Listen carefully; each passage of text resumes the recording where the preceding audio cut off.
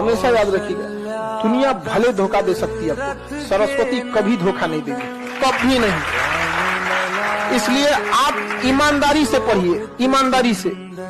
मजबूरी बस अगर आपको यहाँ से जाना भी पड़ा ना तो ज्यादा देर आप रुकिएगा नहीं। आपको पढ़ाई में वो ताकत होती है कि निचले पावदान पर रखिएगा ना तो टॉप पे जा सकता है। इसलिए नहीं, आप कभी प्लान मत बनेंगे, जो पढ़ना पढ़ लो, तुरंत पढ़ लो।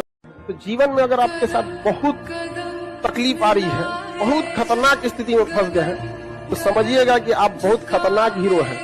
ऊपर वाले ने आप ही को ये जिम्मेदारी दिया है, क्योंकि जिस कंधों में बोझ उठाने की क्षमता नहीं होती है, मालिक उन कंधों पे उतना बोझ रखता ही नहीं। तो बहुत समस्या आए तो घबरा के डिप्रेशन में नहीं जाना है, खुद को समझाना बहुत बहादुर रहे हो। बाप के पैसा से सजना धजना अच्छी बात नहीं है। अपने पैसा से पिताजी को ले जाइए, पापा आज अपने पसंद से कपड़ा खरीदिए, हम ले जाते हैं आपको, समझ में आएगी ना? Stop listening to too much motivation. Stop listening to too much shorts, reels. Stop listening to random quotes and all. They are not going to change your life. वो नहीं बदलेगी भाई तेरी जिंदगी। सब बंद कर, अपना पेन पेपर उठा, कमरे का दरवाजा बंद कर, फोन स्विच ऑफ कर, लोगों से मिलना बंद कर और लिख अपने गोल बैठ के तो को क्या अचीव करना है। और फिर लिखने के बाद उसकी पर्ची बना के अपने जेब में रखो, पागल हो जाओ उसके लिए। फिर उसके बाद ना तुमको मोबाइल चाहिए होगा, उसके बाद ना तुमको बहुत फ्लैशी कपड़े चाहिए होंगे बहुत, उसके बाद ना तुमको कोई कार चाहिए होगी, ना पापा के पैसे की बाइक चाहिए होगी। फिर एक चीज चाहिए होगा, उसके पीछे जी तोड़ मेहनत करके लग जाओ और उस जर्नी को एंजॉय करो। सबसे मेन दुनिया ना केवल कामयाब को पूछती है।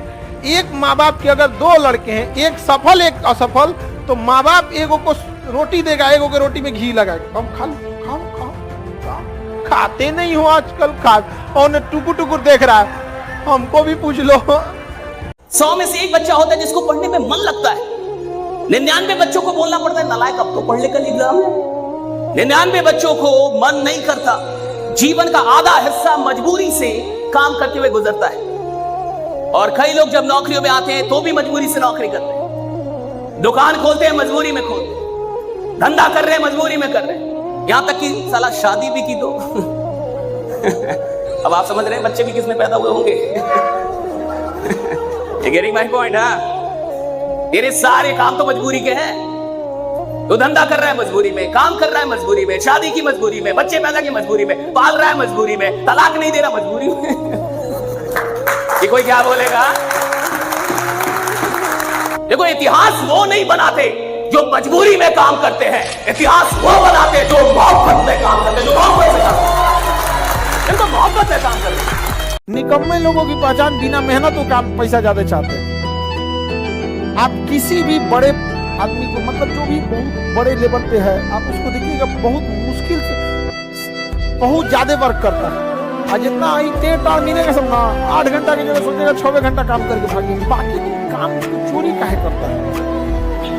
आज जिसको सब कुछ खो कर भी पाने की तमन्ना है ना, कल एक वक्त आएगा जब मुफ्त में मिलेंगे तो भी आपको मंजूर नहीं होगा।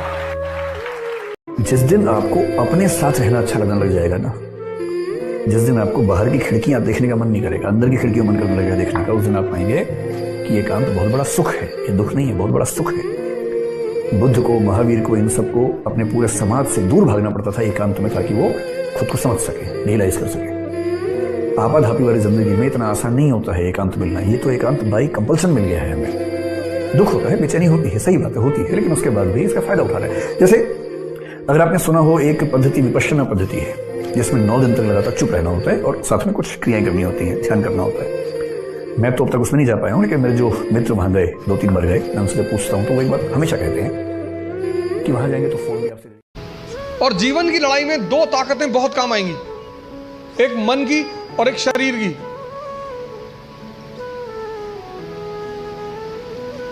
तुम जब भी ऊपर उठोगे तो ये ग्रेविटी तुम्हें नीचे खींचेगी ना, ऐसा समाज की ग्रेविटी है।